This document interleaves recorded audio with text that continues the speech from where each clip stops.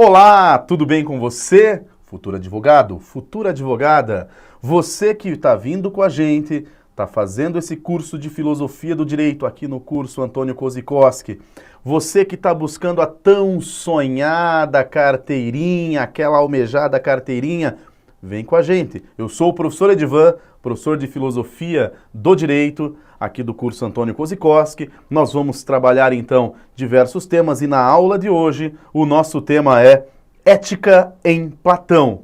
Assunto fundamental. Platão, se não foi o mais, é um dos mais influenciadores do pensamento ocidental. Ou seja, é um dos pensadores que mais influenciou o nosso pensamento ocidental. Obviamente, também na questão do direito.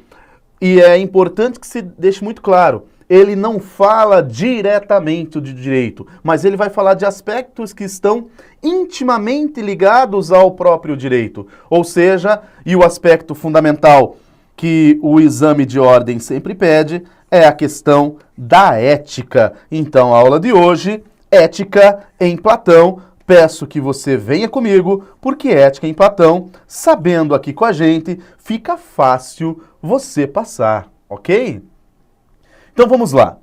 A ética grega, antes de falarmos diretamente da platônica, surge como com a especulação dos filósofos sobre os costumes do seu tempo e das suas cidades. Isto é, além das práticas habituais de conduta, também as crenças de caráter religioso implicam nessa questão ética, Você notava, então, uma questão muito interessante. Desde que o mundo é mundo, o homem percebeu-se diferente do resto do universo. O rio corre para o mar, uma macieira da maçã, e o homem pode ser o que ele quiser. Esse poder que o homem tem de deliberar sobre a sua própria existência, esse poder que o homem tem de escolher o que ele vai fazer, é isso que dá ao homem o poder de fazer ética ou não. Você percebe, então, que um cavalo que deu um determinado coice não pode ser analisado na sua ação se foi ética ou não, porque está na natureza do cavalo dar o coice.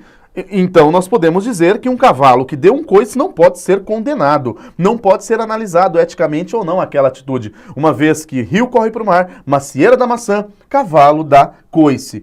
E nós, seres humanos, nós podemos escolher, nós podemos deliberar se daremos coice ou não, se vamos para o mar, se vai ter maçã ou vai ser pera ou vai ser uva. Nós deliberamos sobre a nossa própria existência. Então o grego, os primeiros filósofos, começam a observar exatamente isso. O que está embutido nesse comportamento humano que diz respeito à natureza humana e aquilo que diz respeito às escolhas que o homem realiza, as questões éticas. Os filósofos pré-socráticos, por exemplo, os primeiros filósofos, também chamados na filosofia de filósofos da natureza, uma vez que eles se preocupavam com o cosmo, então eles faziam um modelo de filosofia chamado cosmologia, o estudo do cosmo, do mundo ordenado. Esses filósofos apresentam algumas reflexões com o intuito de descobrir as razões pelas quais os homens devem se comportar de determinada maneira. Por que diante de uma determinada situação eu devo me comportar desta forma? O que me conduz a agir desta maneira? É isso que os filósofos pré-socráticos querem entender. Como eles buscavam compreender a origem da natureza, a arqué da physis, a compreensão do funcionamento do cosmo, obviamente, entender a origem, a natureza dessas condutas humanas, para eles é fundamental. Mais do que isto, o discurso ético procura definir uma atitude reflexiva e racional para julgar as ações humanas. Importantíssimo, reflexivo e racional. A análise filosófica feita sobre a ética é uma análise feita sobre o comportamento humano, mas consequentemente sobre a forma com que o homem conduziu o seu pensamento para chegar àquele comportamento.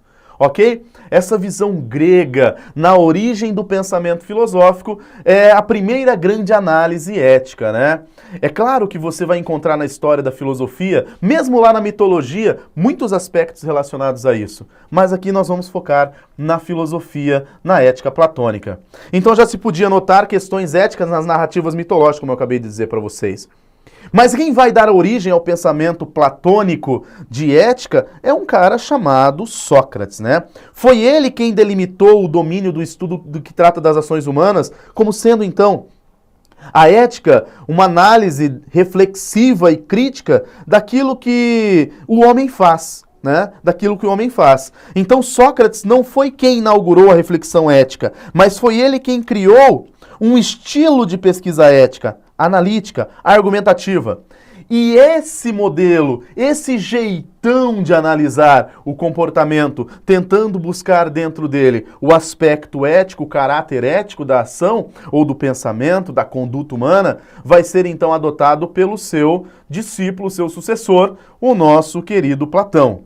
Então, a ética é algo que transcende o homem. Na concepção socrática e que vai alimentar o pensamento platônico, a ética transcende ao homem. A ética está além do homem. A ética é uma questão metafísica, ok? E Platão vai entender desta forma também. Em Platão, o princípio supremo é o bem absoluto, que aparece na República. E aí eu vou te convidar para entender isso aqui. Platão é um pensador dualista. Ele divide a realidade em dois mundos. Lembra disso? Mundo das ideias, mundo sensível. Mundo das ideias, o mundo perfeito, das ideias verdadeiras, onde estão as almas, onde o pensamento racional reina. Mundo material, mundo sensível, mundo dos corpos, mundo dos prazeres passageiros, mundo das aparências, mundo das enganações. É o mundo onde você conhece tudo pelos sentidos. Mas os sentidos nos enganam, os corpos nos enganam. Então nós temos que sempre buscar atitudes que vangloriam e enaltecem a nossa alma, ou seja, atitudes que sejam racionais. Então você deve buscar em todas as suas atitudes um bem, que não é físico, que não é corpóreo, que não é material. Um bem que é supremo, transcendente, absoluto, perfeito, imutável, eterno, infinito, ou seja, o bem do mundo das ideias. Essa concepção platônica está num livro chamado A República e lá você tem uma descrição em forma de alegoria dessa explicação da teoria das ideias, que é o mito da caverna, né? Interior da caverna, mundo sensível, das aparências, enganador. Exterior da caverna, mundo das ideias, mundo perfeito, das ideias perfeitas. O indivíduo que sai da caverna, vai em busca da luz fora dela. Esse é o filósofo, esse é o cara que busca o bem maior. Essa é a atitude ética. Em Platão, tudo bem? As ações humanas no nível imanente, segundo eles, são mediadas pelo transcendente, ou seja, a busca pelo bem que está além do homem. Daí nós temos a ideia de virtude, que nesse pensamento tem caráter definitivamente moral. Então as virtudes em Platão são virtudes morais, que levam à purificação da alma, à ascensão ao mundo superior. Então, segundo a teoria das ideias do Platão, as almas caem do mundo das ideias e se encarnam nos corpos. O objetivo da alma é um objetivo ético, ou seja, praticar boas ações aqui para que ela possa ir ascendendo ao mundo das ideias, voltar para o lugar de onde ela nunca deveria ter saído.